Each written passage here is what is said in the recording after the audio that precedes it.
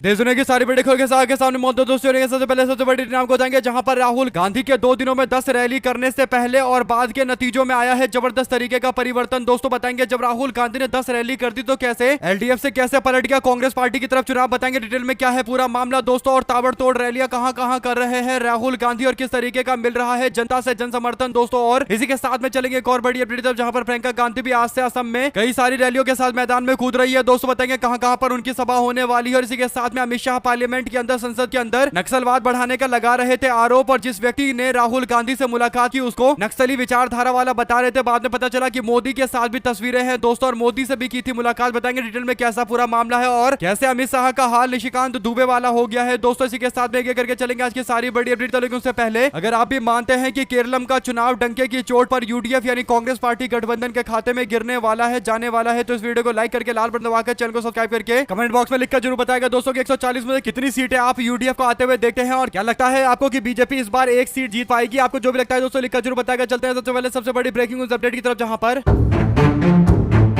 केरल का चुनाव 2 हिस्सों में बटा हुआ है दोस्तों। केरल चुनाव के अंदर 24-25 तारीख के बीच का आंकड़ा अगर आप देखेंगे तो आपको पता चलेगा कि लेफ्ट पार्टी और कांग्रेस पार्टी के बीच में लड़ाई चल रही है दोस्तों। और ज्यादातर जो सर्वे थे वे पूरी तरीके से एलडीएफ को जीता हुआ बता रहे थे, यानी आईएएनएस के मैट्रिक्स के सर्वे में 15 मार्च को एलडीएफ को 61 से 71 सीटें बताई जा रही थी और कांटे की टक्कर के बावजूद कांग्रेस पार्टी यहां पिछड़ रही थी दोस्तों। ऐसे ही वोटर वाइब्स ने भी दावा किया था कि कांटे की टक्कर के बावजूद सरकार बन रही है लेफ्ट गठबंधन की, यानी 24 मार्च तक इस तरीके के आंकड़े थे दोस्तों। लेकिन अब जो आंकड़े आए हैं राहुल गांधी के रैली के बाद वो एकदम से पलट गए हैं दोस्तों। जो डिटेल है वो ये कि केरल के सबसे बड़े मीडिया ग्रुप ने एक सर्वे करवाया दोस्तों और इसके बाद राहुल गांधी की रैली के क्या प्रभाव पड़े हैं साफ तौर पर देखने को मिल रहा है। राहुल गांधी ने 30 तारीख और 31 तारीख को 2 दिन बैक टू बैक 10 रैलियां करी, जिसके बाद केरल के सबसे बड़े न्यूज चैनल मनोरमा न्यूज ने एक बड़ा दावा किया दोस्तों। उन्होंने अपने सर्वे जारी करते हुए बताया है कि 31 तारीख का जो सर्वे है उसके अनुसार एलडीएफ गठबंधन 57 से 69 सीटों पर आकर सिमट रही है और कांग्रेस पार्टी बहुमत के आंकड़े से शुरू करते हुए 81 तक जा रही है, यानी बहुमत के लिए 70 सीटें चाहिए दोस्तों। और कांग्रेस पार्टी 69 से शुरू करके 81 तक जा रही है, यानी कांग्रेस पार्टी की सरकार तो बनेगी ही बनेगी। बहुमत का आंकड़ा कितना होगा अब इस बात का संघर्ष शुरू हो चुका है और भारतीय जनता पार्टी 1 से 5 में निपट रही है और एक सीट अगर भाजपा जीती और केवल एक सीट पर निपट जाती है दोस्तों तो यह भारतीय जनता पार्टी का बड़ा अपमान होगा, क्योंकि 2026 के अंदर ही नरेंद्र मोदी बार बार केरल के दौरे पर आ रहे थे और चुनाव की घोषणा से पहले ही मोदी और शाह ने 4-5 रैली कर डाली थी दोस्तों। इसके बाद और भी रैलियां करेंगे लेकिन सीटें एक ही मिल रहा है तो भारतीय जनता पार्टी पूरी तरीके से यहां निपटती हुई नजर आ रही है। बड़ी बात यह है कि राहुल गांधी ने केवल 2 दिनों में 30 मार्च को सोमवार को आदूर पठान मिथटा के साथ साथ कई और जगह पर रैली की है दोस्तों। इसके बाद 31 तारीख को राहुल गांधी कल कन्नूर, कोझिकोड और कोट्टायाम में मौजूद थे, जहां पर राहुल गांधी ने फ्री बस ट्रैवल के साथ साथ सीनियर सिटीजन को 3000 रुपए मासिक भत्ता देने का वादा किया। रबड़ के प्राइस को 250 रुपए प्रति किलो के हिसाब से देने का वादा किया गया दोस्तों। राहुल गांधी इस पूरे चुनाव को यूडीएफ यानी कांग्रेस पार्टी गठबंधन वर्सेस लेफ्ट गठबंधन में बीजेपी को जोड़कर बता रहे हैं। उनका कहना है कि सबरीमाला मंदिर में कई 100 करोड़ रुपए के सोने को हटाकर उसकी जगह पर मंदिर में नकली सोना रख दिया गया, लेकिन इस पर मुख्यमंत्री की आलोचना तक नहीं कर रहे नरेंद्र मोदी, यानी नरेंद्र मोदी और लेफ्ट पार्टी वाले दोनों मिलकर काम कर रहे हैं दोस्तों। लेफ्ट वालों पर आरोप इसलिए बीजेपी के साथ मिलकर काम करने का लग रहा है क्योंकि कुछ दिनों पहले मोदी और पिनरे विजयन के साथ साथ अडानी एक मंच पर दिखाई दे रहे थे दोस्तों। आप लोग इस पूरे मामले अपनी राय जरूर लिखकर बताएगा। साथ साथ चलते हैं एक और बड़ी खबर की तरफ जिसमें राहुल गांधी क्यों बोलते हैं कि हम बताएंगे देश का असली प्रधानमंत्री कौन है दोस्तों। दरअसल अपडेट ये है कि राहुल गांधी केरल के पेरम्बरा में रैली को संबोधित कर रहे थे दोस्तों। इस दौरान राहुल गांधी कहते हैं कि चिंता मत करो, प्लीज एक बात को समझो, चाहे कुछ भी हो जाए कांग्रेस पार्टी मिस्टर नरेंद्र मोदी को पकड़ने वाली है। वो जितनी तेजी से भागेंगे हम उतनी दूर तक जाकर उनको पकड़ेंगे, जितनी दूर भागेंगे उतनी दूर जाकर पकड़ेंगे और आखिरकार उनको पकड़कर रहेंगे। कांग्रेस पार्टी नरेंद्र मोदी को पकड़ने वाली है। हम पूरे देश को दिखाएंगे कि देश के प्रधानमंत्री असल में कौन है। यानी ऐसा लग रहा है दोस्तों कि कुछ दिनों में राहुल गांधी कुछ और बड़े खुलासे के साथ मैदान में कूद सकते हैं। राहुल कहते हैं कि मोदी सरकार ने अमेरिका के साथ में समझौता करके किसानों के अधिकार छीन लिए हैं। राहुल गांधी के मुताबिक ये पहली बार जब किसी प्रधानमंत्री ने देश की खेती को अंतर्राष्ट्रीय बाजार के लिए खोला है। यह भी आरोप लगाया गया है कि इस फैसले से देश की ऊर्जा सुरक्षा पर भारी असर पड़ा है। अब भारत अपनी मर्जी से किसी भी देश से तेल, पेट्रोल, डीजल नहीं खरीद सकता है, उसको अमेरिका से परमिशन लेनी पड़ेगी। और राहुल गांधी ये जो बोल रहे हैं दोस्तों कि नरेंद्र मोदी को पकड़ेंगे, जहां जहां जाएंगे वहां वहां पकड़ेंगे, दूर दूर तक पकड़ेंगे, इसका सीधा मतलब यह है कि कुछ ना कुछ आने वाले दिनों के अंदर बड़ा खुलासा होने वाला है दोस्तों। राहुल गांधी केवल संकेत दे रहे हैं, हम देश को बताएंगे असली प्रधानमंत्री कौन है। आप लोग अपनी राय जरूर लिखकर बताएगा दोस्तों। ज्यादा से ज्यादा वीडियो को शेयर कीजिएगा। चलते हैं एक और बड़ी अपडेट की तरफ जिसमें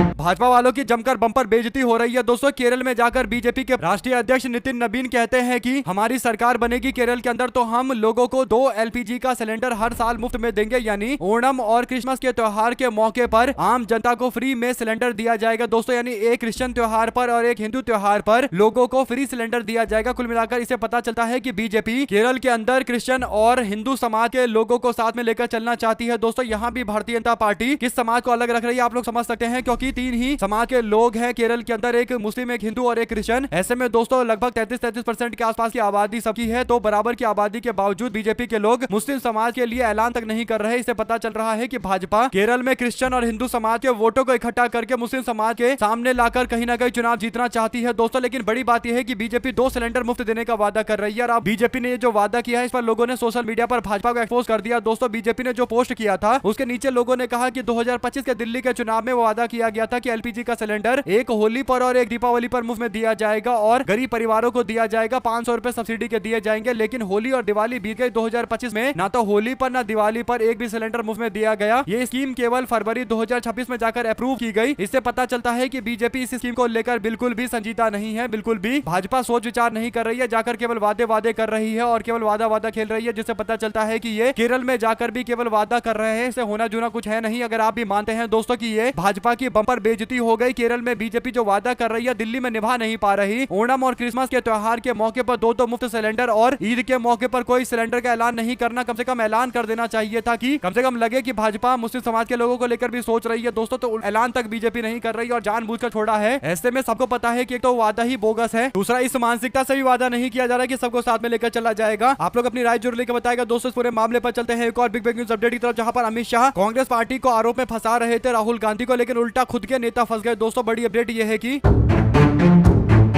नक्सलवाद की समस्या लगातार कम होती जा रही है। अमित शाह ये दावा करते हुए कहते हैं कि देश के अंदर केवल 2% एरिया पर अब नक्सलवाद रह गया है, जो जल्दी खत्म कर दिया जाएगा और लगभग सारे राज्य नक्सलवाद से मुक्त हो गए हैं। इसके बाद अमित शाह एक व्यक्ति का नाम लेते हैं दोस्तों, गुमड़ी विठल राव का नाम लेते हुए कहते हैं कि इन्होंने नक्सलवाद की विचारधारा को भड़काया था, और बाद में दावा करते हुए कहते हैं कि राहुल गांधी ने 2018 में हैदराबाद के अंदर गुमड़ी विठल राव से मुलाकात की थी, और गुमड़ी विठल राव शुरू से ही नक्सलवादी विचारधारा को प्रमोट करते आए हैं, और राहुल गांधी ने मुलाकात करके बता दिया कि कांग्रेस पार्टी नक्सलवादी विचारधारा का समर्थन करती है दोस्तों। अमित शाह के इन दावों के बीच में जब लोगों ने फैक्ट चेक करना शुरू किया तो पता चला कि अमित शाह जो दावा कर रहे हैं उस दावे में अमित शाह राहुल गांधी पर आरोप लगा रहे हैं, लेकिन असल में तो नरेंद्र मोदी इसमें सीधा फंस रहे हैं दोस्तों। दरअसल गृह मंत्री अमित शाह जो गुमाडी विठल राव को लेकर बोल रहे थे कि राहुल गांधी से इन्होंने मुलाकात की है, बड़ी बात यह है कि विठल राव के मौत के बाद नरेंद्र मोदी ने श्रद्धांजलि वाला एक लेटर भी लिखा था दोस्तों। इस लेटर को 21 अगस्त 2023 में लिखा गया था। नरेंद्र मोदी कहते हैं कि सुनकर बहुत दुख हुआ कि श्री गुमाडी विठल राव की मौत हो गई, और इसके बाद आगे और भी कई बातें बोलते हुए कहते हैं कि उन्होंने तेलुगु पोयम लिखा, तेलुगु लोक गीत में उन्होंने योगदान दिया और समाज के लोगों, खासकर जो समाज में दबे कुचले लोग हैं, उनकी आवाज को उठाया। यानी नरेंद्र मोदी पूरी तरीके से दोस्तों विठल राव को याद करते हुए तारीफ के पुल बांध रहे हैं। लेकिन दूसरी ओर अमित शाह का दावा है कि राहुल गांधी ने मुलाकात कर ली, इसीलिए कांग्रेस पार्टी नक्सलवाद का समर्थन करने वाली पार्टी बन गई है दोस्तों। और अमित शाह भी निशिकांत दुबे वाली बातें कर रहे हैं दोस्तों। और ऐसे में एक बार फिर से अमित शाह इस मामले को लेकर सवालों के घेरे में है। अमित शाह को नरेंद्र मोदी से सवाल पूछना चाहिए कि नरेंद्र मोदी क्यों नक्सलवाद को बढ़ावा दे रहे हैं। राहुल गांधी पर आरोप लगाने का जो उनका तर्क था वही तर्क नरेंद्र मोदी के ऊपर इस्तेमाल करना चाहिए। अगर आप इस बात से इत्तेफाक रखते हैं दोस्तों कमेंट बॉक्स में लिखकर जरूर बताएगा, क्योंकि कांग्रेस पार्टी पर नक्सलवाद का आरोप लगाने से पहले अमित शाह को पता होना चाहिए कि कांग्रेस पार्टी ने सबसे ज्यादा बलिदान अपने नेताओं के दिए हैं, वो भी नक्सलवाद के हमलों में दोस्तों। और इसका सबसे बड़ा उदाहरण छत्तीसगढ़ का सलवा जुडाम का हमला था, जिसमें कांग्रेस पार्टी की पूरी टॉप लीडरशिप ही छत्तीसगढ़ के अंदर मारी गई थी, नक्सलवाद के हमले में मारी गई थी दोस्तों। ऐसे में अमित शाह को कांग्रेस से सवाल पूछने की जगह अब नरेंद्र मोदी से सवाल पूछना चाहिए कि वो पत्र क्यों लिख रहे थे। साथ साथ दोस्तों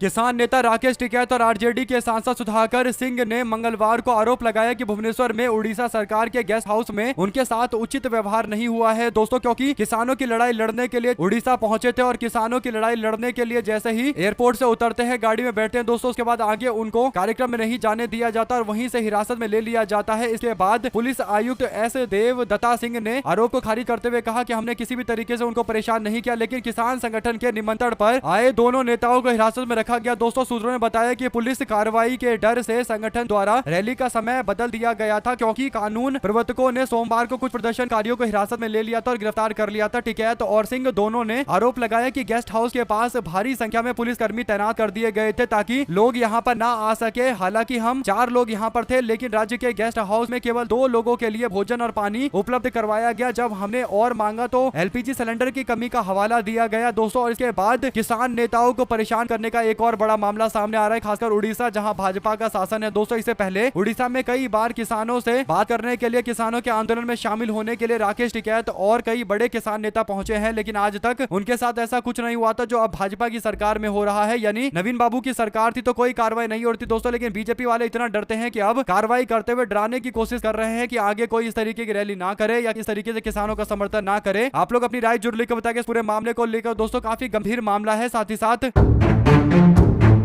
हरियाणा कांग्रेस के अध्यक्ष ने कहा कि जिन भी विधायकों ने क्रॉस वोट किया था उनको अपने पोस्ट से इस्तीफा दे देना चाहिए, उनको विधायकी छोड़ना चाहिए और पार्टी को इस्तीफा सौंप दे। हरियाणा के राज्यसभा चुनाव के बाद नई दिल्ली के अंदर कांग्रेस पार्टी की विधायक दल की बैठक होती है। दोस्तों इस बैठक में क्रॉस वोट करने वाले 5 विधायकों को नहीं बुलाया जाता। हालांकि इसके अलावा विनेश फोगाट और विधायक पूजा चौधरी इसमें शामिल नहीं हो पाते। पूर्व मुख्यमंत्री भूपेंद्र सिंह हुड्डा ने कहा कि बैठक में क्रॉस वोटिंग पर चर्चा हुई है, लेकिन 3 अप्रैल को चंडीगढ़ में पार्टी की अनुशासनात्मक कार्रवाई के लिए कमेटी की बैठक बुलाई गई है, जिसे पार्टी गंभीरता के साथ लेगी और इस पर एक्शन जरूरी है। मीडिया से बात करते हुए प्रदेश अध्यक्ष राव नरेंद्र ने क्रॉस वोट करने वाले विधायकों से इस्तीफा मांगा है। दोस्तों 30 विधायक इसमें शामिल हुए हैं। राहुल गांधी, मल्लिकार्जुन खड़गे के शामिल होने की उम्मीद थी, लेकिन दोनों नेता केरल में मौजूद हैं, तो इसके बाद अगली बैठक में मौजूद रहेंगे। दोस्तों और अनुशासन को लेकर जो कमेटी है, अनुशासनात्मक कमेटी है, वो जो फैसला लेगी उसके आधार पर राहुल गांधी और मल्लिकार्जुन खड़गे हरियाणा के अंदर विधायकों का भविष्य तय करेंगे। दोस्तों अब देखना यह है कि इन बागियों का इस्तीफा लिया जाता है या फिर इनको एक बार माफ करने को लेकर भी तैयारी चल रही है। जो भी अपडेट आएगी आप तक लगातार पहुंचाएंगे। साथ ही साथ एक बार फिर से लोगों की आवाज दबाने के लिए, सोशल मीडिया को कंट्रोल करने के लिए भाजपा सरकार नए नियम लेकर आ रही है। दोस्तों इस नियम का असदुद्दीन ओवैसी ने भी खुलकर विरोध किया है। जो अपडेट है वो ये कि अश्विनी वैष्णव के मंत्रालय यानी आईटी डिपार्टमेंट की ओर से एक नियमों का मसौदा तैयार किया जा रहा है। दोस्तों सरकार सोशल मीडिया की आजाद आवाज को एक बार फिर से दबाने की कोशिश कर रही है, जिसे बीजेपी सरकार को शुरू से ही एलर्जी है। दोस्तों की ऐसे इतने सारे लोग कैसे बीजेपी सरकार पर सवाल खड़ा कर सकते हैं। असदुद्दीन ओवैसी ने कहा कि भाजपा की सरकार आजाद प्रेस से एलर्जी करती है। अगर ये नियम एक बार फिर से अधिसूचित हो जाता है तो सरकार को किसी भी स्वतंत्र पत्रकार की ऑनलाइन सामग्री को सीधे प्रतिबंध लगाने का एक अधिकार मिल जाएगा। भारतीय खबरों और सच्ची रिपोर्टिंग के लिए आज स्वतंत्र पत्रकारों पर बहुत ज्यादा निर्भरता है, खासकर उन खबरों के लिए जो मुख्य धारा के टीवी चैनलों और बड़े अखबारों में कभी नहीं छपते हैं। स्वतंत्र पत्रकारों के बिना ये जानना लगभग नामुमकिन हो जाएगा कि फर्जी खबरें फैलाने के लिए कोई टूल किट तो इस्तेमाल नहीं की जा रही है। हमारा सूचना का मौलिक अधिकार है, यानी फंडामेंटल राइट है। साथ ही गलत सूचना और भ्रामक सूचना के बचाव का भी अधिकार है। लेकिन ये प्रस्तावित नियम अदालतों द्वारा जारी किए गए मौजूदा स्थगन आदेश को पूरी तरीके से दरकिनार कर रहे हैं। सुप्रीम कोर्ट के ऐतिहासिक श्रेया सिंघल फैसले का भी साफ साफ उल्लंघन किया जा रहा है। ये सिर्फ पत्रकारों का मुद्दा नहीं है, ये देश के अंदर सूचना के अधिकार और अभिव्यक्ति की आजादी का मुद्दा है। जागरूक रहिए और आवाज उठाइए। उन्होंने इस आईटी नियम को लेकर जोरदार तरीके से मुखालफत की है। दोस्तों आप लोग इस पर अपनी राय जरूर लिखिएगा। साथ साथ कन्हैया कुमार गुजरात के अंदर पार्टी के कार्यकर्ताओं से बातचीत कर रहे थे। दोस्तों इस दौरान कन्हैया कुमार कहते हैं कि गुजरात के चूहे ड्रग खा जा रहे हैं और बिहार के चूहे शराब पी जा रहे हैं, और सरेंडर जी कह रहे हैं कि न खाऊंगा न खाने दूंगा। यानी गुजरात में भी हाल फिलहाल के अंदर ही दोस्तों कई 100 किलो ड्रग्स थाने में से गायब हो गए थे और बाद में दावा किया गया कि इनमें जो ड्रग्स रखा गया था वो चूहे खा गए, यानी आम जनता को बेवकूफ बनाया जा रहा था। दोस्तों ऐसे में ये जो कन्हैया कुमार बोल रहे हैं दोस्तों, इससे अगर आप इत्तेफाक रखते हैं तो कमेंट बॉक्स में अपनी राय जरूर लिखकर बताएगा। इसी के साथ में लगभग 80% के आसपास लोग कांग्रेस पार्टी को देवनागेरे विधानसभा चुनाव में जिताने के लिए तैयार है। ये बयान कांग्रेस के नेता और उप मुख्यमंत्री डीके शिव कुमार का आया है। दोस्तों डीके शिव कुमार कहते हैं कि इस बार हम लोग यहाँ पर चुनाव जीतेंगे और दावनगेरे विधानसभा की जो दक्षिण की सीट है उसमें सर्वे बता रहे हैं कि 79% यानी लगभग 80% के लोग कांग्रेस पार्टी को अपना समर्थन दे रहे हैं। यानी कांग्रेस पार्टी इस सीट पर बड़े आराम से चुनाव जीत जाएगी। उपचुनाव कांग्रेस पार्टी दोनों सीट पर जीतेगी और कांग्रेस के पक्ष में पूरी तरीके से माहौल है। दोस्तों इसी के साथ में बीजेपी के अंदर विधानसभा चुनाव 2027 से पहले जोरदार तरीके का घमासान उत्तर प्रदेश में चल रहा है। दोस्तों बीजेपी के पश्चिमी उत्तर प्रदेश के 2 बड़े नेता हैं जिन्होंने भारतीय जनता पार्टी को लेकर कहीं ना कहीं बीजेपी को मुश्किलों में डाल दिया है। दोस्तों पश्चिमी उत्तर प्रदेश के 2 प्रभावशाली नेता हैं बीजेपी के, एक जाट समाज से आने वाले संजीव बालियान, दूसरे ठाकुर समाज से आने वाले संगीत सोम। 2027 के चुनाव से पहले खींचान सबके सामने आ गई है। दोस्तों रविवार को मेरठ के अंदर प्रतिष्ठित जाट नेता महाराजा सूरजमल की प्रतिमा के अनावरण के दौरान आयोजित एक कार्यक्रम में बोलते हुए बालियान बलियान ने कहा कि वो अपने अपमान का बदला नहीं भूलेंगे और ब्याज सहित बदला लेंगे। मैं अपमान को भूलने वाला व्यक्ति नहीं हूं, अगर मैं भूल गया तो मुझे याद दिला देना। बालियान ने सभा को संबोधित करते हुए कहा कि जिसमें देश के विभिन्न हिस्सों से बड़ी संख्या में जाट नेता मौजूद थे। दोस्तों, पंजाब के मुख्यमंत्री भगवंत मान भी इस दौरान मौजूद थे। बलियान कहते हैं कि बिना नाम लिए हुए कि ये स्पष्ट था कि वह क्षेत्र के एक प्रभावशाली ठाकुर नेता और अपने कट्टर प्रतिद्वंदी संगी सोम का जिक्र कर रहे थे। दरअसल दोस्तों, 2022 के विधानसभा चुनाव के दौरान संगी सोम और बालियान के बीच में मतभेद देखने को मिला था, जब सोम ने बालियान पर सरजना विधानसभा सीट में उन्हें हराने की साजिश रचने का आरोप लगाया था। दोस्तों, सोम ने खुलेआम बालियान के खिलाफ प्रचार किया था, जो 2024 के आम चुनावों में बालियान के लिए हार का एक बड़ा कारण बना। दोस्तों, मुजफ्फरनगर की सीट जो सबसे मजबूत सीट मानी जाती थी और क्योंकि आरएलडी के साथ में बीजेपी का गठबंधन हो गया था तो ये सीट तो जीतना ही था, लेकिन इसके बावजूद एनडीए गठबंधन को इस सीट पर नुकसान हुआ। दोस्तों, कारण ये था कि संगीत सोम विरोध कर रहे थे और बड़ी संख्या में ठाकुर समाज के लोगों ने बालियान के खिलाफ वोट डाल दिया, जिसके बाद संगीत सोम और बालियान के बीच का विवाद काफी आगे बढ़ गया है। दोस्तों, अगले चुनाव में भी भारतीय जनता पार्टी के ये नेता एक दूसरे को सबक सिखाने का दावा कर रहे हैं। इसका मतलब आने वाला चुनाव 27 का चुनाव बीजेपी के आपसी लड़ाई का एक बड़ा कारण बनेगा। दोस्तों, अपनी राय जरूर लिखकर बताएगा। साथ साथ अमेरिका के टेक कंपनियों पर हमला करने को लेकर ईरान ने एक ऑर्डर जारी किया है। दोस्तों, ईरान ने कहा है कि वो एप्पल, गूगल समेत 18 ऐसे फर्म हैं जिन पर कार्रवाई करने के लिए तैयारी कर रहा है। ईरान के फौज यानी IRGC ने कहा है कि वो 18 अमेरिकी कंपनियों की लिस्ट जारी कर रहे हैं जिनके ऊपर कभी भी हमला हो सकता है। ईरान की इस्लामिक रिवोल्यूशनरी गार्ड कॉर्प ने लिस्ट जारी की है। दोस्तों, इस लिस्ट में एक भारत की कंपनी भी है। दरअसल ये जो लिस्ट दी गई है इसमें कुछ बड़े नाम है, गूगल से लेकर एप्पल, इंटेल और टेस्ला का भी नाम है दोस्तों, और टेस्ला के साथ साथ माइक्रोसॉफ्ट और IBM का नाम है। दोस्तों, ऐसे में इस कंपनी में काम करने वाले लोगों से सचेत रहने के लिए ईरान ने बोल दिया है। ईरान ने कहा कि कभी भी अटैक हो सकता है। अब देखना यह है कि इस मामले को लेकर आगे क्या कार्रवाइयां होती है। दोस्तों, साथ साथ चलते हैं एक और बड़ी खबर की तरफ, जहां पर आज 1 अप्रैल है और आज से कई तरीके के नियम बदलेंगे। दोस्तों, जो अपडेट है वो ये कि ATM में भी कुछ नियम बदले हैं। पहला ये कि HDFC बैंक ने कहा है कि अगर आप ATM से UPI का यूज करने के लिए कैश निकालते हैं तो उसे ATM फ्री ट्रांजेक्शन लिमिट के तहत गिना जाएगा, जबकि पहले अलग से लिमिट ही और जो महानगर थे दोस्तों उसमें HDFC बैंक के ATM में 5 ट्रांजेक्शन फ्री होगा, बाकी के लिए 3 ट्रांजैक्शन फ्री होगा। और इनकम टैक्स को लेकर भी नया नियम आया है। दोस्तों, अप्रैल से एक नया नियम यह है कि टैक्स कानून 2025 लागू हो रहा है, जो इनकम टैक्स एक्ट 1961 की जगह लेगा। इसके तहत HRA अलाउंस और टैक्स सिस्टम को सरल बनाने के लिए नियम बदले जा रहे हैं। इसके तहत फाइनेंशियल ईयर असेसमेंट ईयर को समाप्त करके टैक्स ईयर कर दिया गया है। साथ ही सैलरी स्ट्रक्चर और टैक्स प्लानिंग भी बदल सकती है। दोस्तों, शेयर बाजार को लेकर भी नियम है। अगर आप FNO यानी फ्यूचर एंड ऑप्शन के अंदर ट्रेडिंग करते हैं तो 1 अप्रैल से सिक्योरिटी ट्रांजेक्शन यानी STT ज्यादा देना पड़ेगा। सरकार ने बजट के दौरान इस टैक्स में बढ़ोतरी की थी। दोस्तों, फ्यूचर पर STT को टैक्स को 150% और ऑप्शन पर STT को 50% बढ़ाया गया है। और दोस्तों, फास्टैग को लेकर भी एक अपडेट है। कुछ समय पहले सरकार ने फास्टैग के लिए एनुअल पास लागू किया था, जिसके तहत 3000 रुपए में 200 ट्रिप की सुविधा दी गई थी। 1 अप्रैल से यानी आज से ये महंगा होने जा रहा है। फास्टैग का एनुअल पास जो महंगा हो रहा है दोस्तों, अब उसकी कीमत बढ़ाकर 3000 रुपए से 3075 कर दी गई है। इसी तरीके से नया लेबर कोड 1 अप्रैल से देश भर के अंदर प्रभावी होगा, जिसके तहत बेसिक सैलरी 50% रखना जरूरी है। ऐसे में PF का कंट्रीब्यूशन बढ़ सकता है और आपकी टेक होम सैलरी कम हो सकती है। पैन कार्ड को लेकर बदलाव यह है कि पैन कार्ड के तहत कई तरीके के बदलाव हो रहे हैं। सबसे पहला बदलाव यह है कि अगर आप पैन कार्ड बनवाने जाते हैं तो अब आपको सिर्फ आधार ही नहीं बल्कि कोई अन्य डॉक्यूमेंट भी देना अनिवार्य, कई और डॉक्यूमेंट भी अनिवार्य होंगे। दोस्तों, साथ ही सालाना 10 लाख रुपए कैश जमा, 5 लाख तक के वाहन खरीदने, होटल या रेस्टोरेंट में 1 लाख से ज्यादा पेमेंट और 20 लाख तक के अचल संपत्ति खरीदने पर पैन दिखाना अनिवार्य हो जाएगा। और LPG की कीमतों को लेकर भी अपडेट यह है कि मिडिल ईस्ट में जंग के बीच में LPG के कमर्शियल और घरेलू गैस के कीमतों में इजाफा होगा। दोस्तों, रसोई गैस के दाम 60 रुपए और कमर्शियल LPG के दाम 115 रुपए बढ़ाए जाएंगे। अभी भी टेंशन बना हुआ है। रेलवे टिकट कैंसिलेशन को नियम यह है कि 1 अप्रैल से रेलवे टिकट कैंसिलेशन करने का नियम बदल गया है। 72 घंटे पहले टिकट कैंसिल करने पर सबसे ज्यादा रिफंड दिया जाएगा। 72 से 24 घंटे के बीच में अगर कैंसिल किया जाता है तो 25% किराया काट कर पैसा वापस किया जाएगा। बाकी 24 से 8 घंटे के बीच में अगर होगा तो 50% किराया काटा जाएगा। 208 घंटे के बाद टिकट कैंसिल करने पर कोई रिफंड नहीं मिलेगा। तो ये नियमों में बदलाव हुए हैं। साथ ही साथ